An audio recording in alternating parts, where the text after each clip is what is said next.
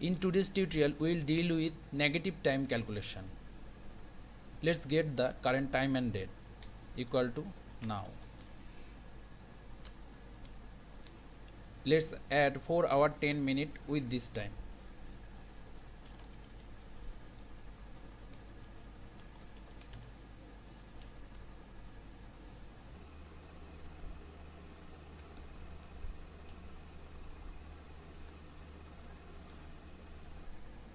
So the time difference between them is 4 hour and 10 minute.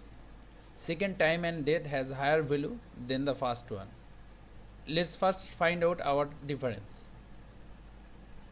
Equal to minus. So the difference is 4 hour and 10 minute. Let's check for the negative difference.